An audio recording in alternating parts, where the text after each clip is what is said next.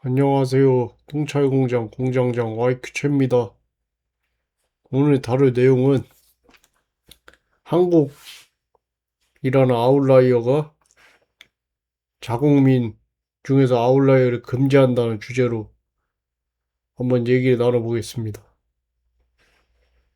뭐 계속 제 요새 꽂힌 게 비에르고딕성인데요.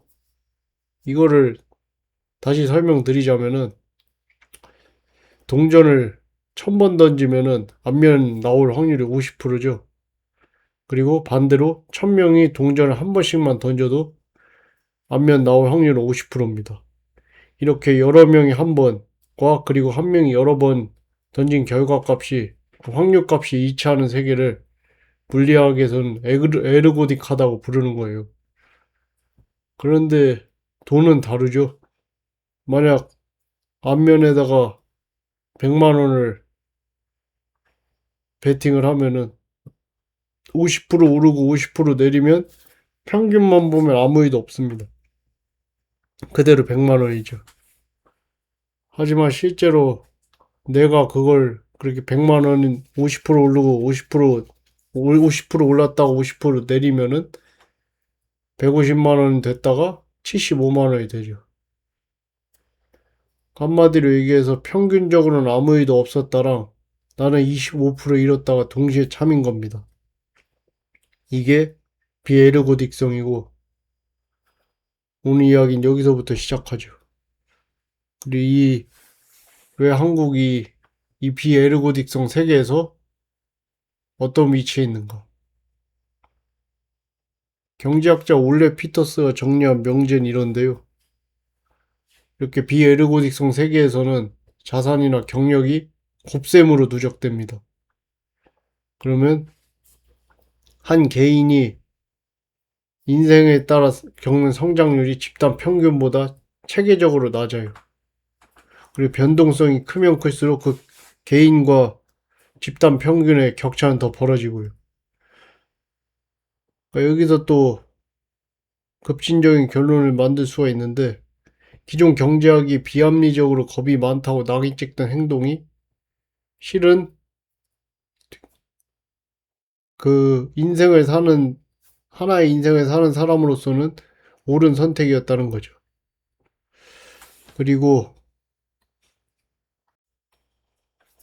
그리고 왜 저 사람들은 평균이 시키는 대로 안 하느냐 질문은 그 질문 자체가 잘못됐다는 겁니다. 그러니까 다시 얘기해서 한국 사람들이 어떤 새로운 시도를 하는 게 겁내고 그리고 특정 뭐 대학이라든지 회사라든지 어떤 그리고 20살 때는 취업을 해야 되고 뭐 30살 초중반에 결혼해야 되고 뭐 서울에 자간이 있어야 되고 그런 기준들이 명확한 거는 비합리적으로 겁이 많은 것처럼 보여도 그거 자체가 자기 이 한국이라는 세상에서 살아갈 땐 그게 제일 합리적이라는 거죠. 그리고 이 그러니까 경제학자들은 이렇게 그 겁이 많고 한정된 선택지에서만 행동하는 거를 비합리적이라고 여기는데 한국에서는 그게 합리적인 겁니다. 왜냐면 세계 평균하고 다른 특수한 세계이기 때문에. 그래서 심리학에서는 이걸 가리키는 이름까지 있어요. 에르고딕 스위치라고. 그러니까 여러 사람이 한 번씩 치른 시험 점수를 한 사람이 여러 번 치른 점수로 바꿔치기 하는 거죠.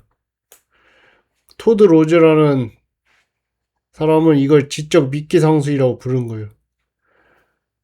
한마디로 얘기해서 개인의 평균하고 비교해서 그 개인에 대해 뭘 알아냈다고 착각하는 거죠. 그러니까 하나만 보고 열을 알 수 있다는 거랑 같은 말인 겁니다. 그래서 그러니까 평균하고 개인은 같을 수가 없죠. 그리고 개인의 인생은 고유하고 그 값이 다 다르기 때문에 그렇습니다. 그래서 그렇다면 한국은 대체 뭘까요? 이 에르고딕성 세계에서 어떤 위치에 있는 걸까? 보면은 세계은행이 2024년에 보고서에 보면은 1990년 이후 중소득에서 고소득으로 올라간 나라는 34개 뿐인데 108개국이 여전히 이 중진국 함정에 갇혀 있어요.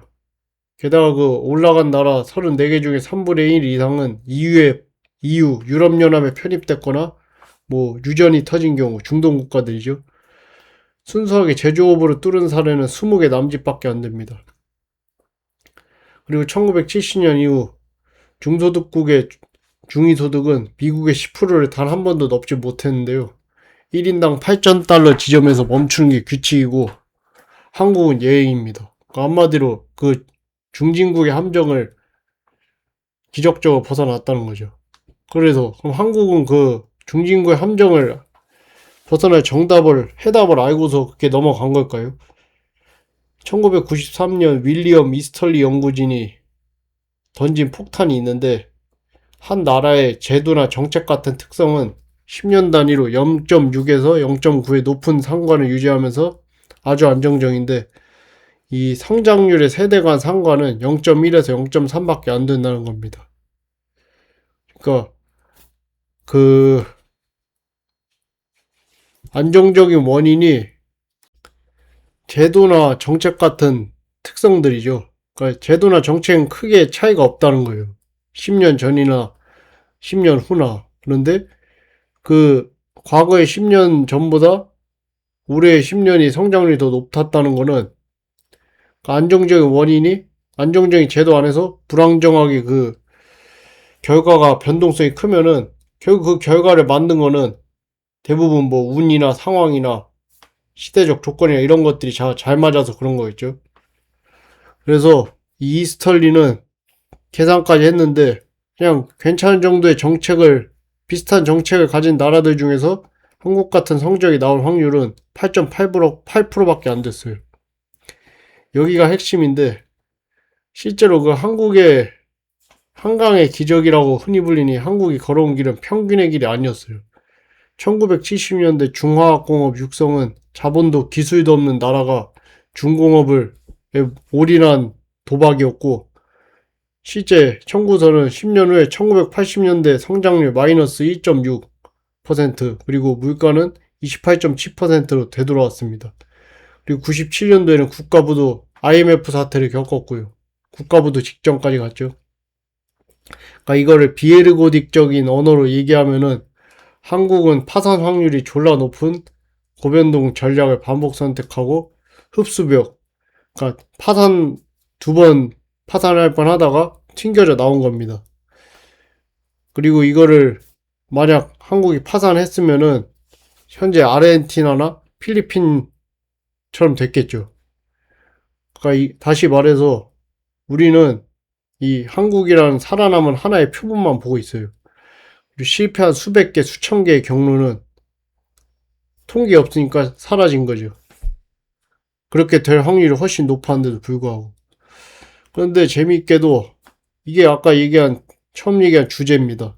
성공한 한국은 국민에게 어떤 걸 가르쳤을까? 자기가 걸어온 도박이 아니라 순응하는 법을 가르쳐 줬죠. 물론 이게 뭐 국민성이 있어서 그런 건지 몰라도 주식 투자를 하거나 코인 투자를 할 때는 이렇게 그 고위험 베팅을 많이 하긴 하는데 뭐 그거는 다 그런 건 아니까. 네, 대체적으로 인생을 살아갈 땐 수능을 많이 가르칩니다. 여기서 재밌는 지표 하나 있는데 2025년 글로벌 기업가정시 모니터 조사에서 한국인의 창업 실패가 두렵다는 응답은 27%로 53개 중 최저였어요. 성인의 넷 중 한 명이 3년 내 창업을 계획한다고 답했습니다. 그래서 정부와 언론이 이걸 도전정신의 증거를 발표하는데 근데 같은 조사의 다른 숫자를 보면은 한국의 창업기 인지율은 13%입니다.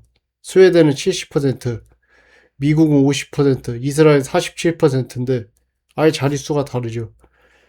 그러니까 한마디로 얘기해서 창업 기회는 안 보이는데 창업 계획률은 세계 최상이라는 거예요.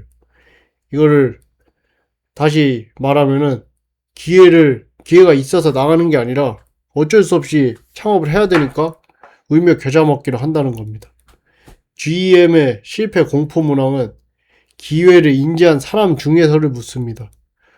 한국과 같이 분모가 13%로 이미 극단적으로 선별된 집단에서는 살아남은 지원자만 붙잡고 불안을 물으면 당연히 낮게 나오죠. 그러니까 아까 얘기한 그 모니터 조사에서 생존자 편향이 설문 설계 안에 들어앉은 겁니다. 그러니까 생존자한테만 물어본 거예요. 그래서 그러면 한국에서 실패 가격이 얼마이길래 대체 이런 걸까요? 생계형 창업 비중은 63%, OECD 평균 26%의 2배 반입니다. 미국은 생계형 창업이 26%, 이스라엘은 13%. 반대로 한국의 기회형 창업은 21%, OECD 평균 52%의 절반도 안 됩니다. 그 창업 생존율은 1년차 65%, OECD는 80%, 3년차는 42%, OECD 평균은 57%, 5년차는 29%, OECD 평균은 40%입니다. 한국에서는 5년 뒤 창업한 기업 중에서 셋 중 둘은 문을 닫습니다. 자영업 폐업률은 2020년 60%에서 2024년 85%로 뛰었고, 자영업 부채는 2014년 372조에서 2025년 1분기 1068조 원으로 거의 3배가 됐어요. 근데 진짜 문제는 폐업률이 아니라 폐업한 다음에 다른 기회가 없다는 거예요. 파산 회생 신청은 연 3,500건이 넘고 법인 파산만 연 2,000건 이상입니다. 그런데 신용보증기금의 재창업 지원은 뭐 연 10건도 안 돼요. 그리고 기술보증기금의 재기보증은 2021년 191개에서 2025년 218개. 사실상 제자리죠. 그러니까 실패한 사람과 그리고 그 사람을 구제할 수단의 차이에 거의 두 자릿수의 배율의 격차가 있는 거죠. 그러니까 한번 사고 이력이 남으면은 코로나 지원 자격까지 박탈된 사례도 있었어요. 재창업 지원을 받고도 다시 폐업한 기업들이 꼽은 1위 원인이 자금 조달 실패가 거의 60%고 그중 정부 정책 자금 조달이 33%였습니다. 결국에는 시장이 아니라 제도가 병목이다. 사실 이 이야기에서 제일 아픈 통계는 이겁니다. 제도전 기업의 생존율은 전체 창업 기업의 약 2배인데 실제 제도전 비율은 7%밖에 안 된다는 거예요. 실패해서 배운 사람이 더 잘 살아남는 거를 데이터가 이미 말하고 있는데 제도는 그 집단의 거의 93%를 이 창업 게임에서 강퇴시키는 거죠. 실패 경험 기업인의 84%가 재기업권이 열악하다고 답했고 최대 난관은 아까 얘기했듯이 자금 조달 곤란 60% 그리고 다음이 신용불량으로 인한 금융거래 불가가 23%였습니다.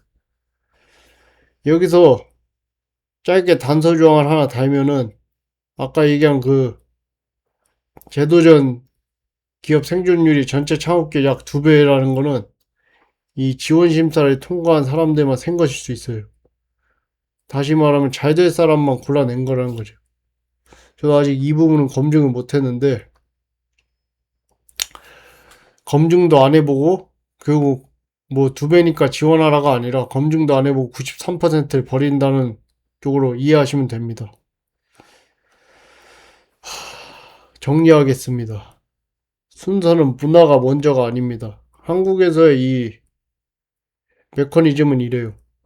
실패가 되돌릴 수가 없고 그리고 탐색의 기대값이 마이너스고 그리고 결국에는 표준 경로로 몰리는 거죠. 아까 얘기한 뭐 좋은 뭐 스카이 갔다가 대기업 가고 뭐 서울에 자가 얻고 그 표준 경로도 있잖아요. 전문직이 되고 그리고 그 다음엔 정답주의가 문화로 굳는다. 그리고 밀려난 사람들 실패자들은 선택권 없이 고위험에 던져진다. 이 순서로 그리고 이게 루프로 도는 겁니다. 결국 정답주의는 원인이 아니라 흡수벽이 낳은 합리적 균형입니다. 그래서 뭐 도전정신 캠페인이니 창의교육 구호로는 절대 이 정답주의가 깨지거나 움직이지 않죠. 건드려야 하는 변수는 하나뿐인데 실패한 다음에 돌아올 수 있는가. 그 파산벽에 파산에 흡수되지 않고 다시 튕겨져 나올 수 있는가. 마치 한국처럼. 한 문장으로 다시 얘기하면 오늘 이야기는 이래요. 한국은 국가 단위로는 8.8% 확률의 도박에 성공했고, 개인에게는 뭐 창업도 권하죠. 그리고 주식도 권하고. 근데 창업이나 주식에서 진 개인을 영구히 퇴출시킵니다. 이스털리의 그 숫자를 마지막으로 남기겠습니다. 성장률의 세대 간 상관은 0.1에서 0.3. 과거의 승리 공식은 다음 30년을 보장하지 않습니다. 그리고 2026년 6월에도 재창업 기업인들은 똑같은 말을 하고 있었습니다. 실패 낙인부터 지워달라. 오늘 방송을 시청해주시고 청취해주신 여러분들 감사드리고요. 또 뵙겠습니다.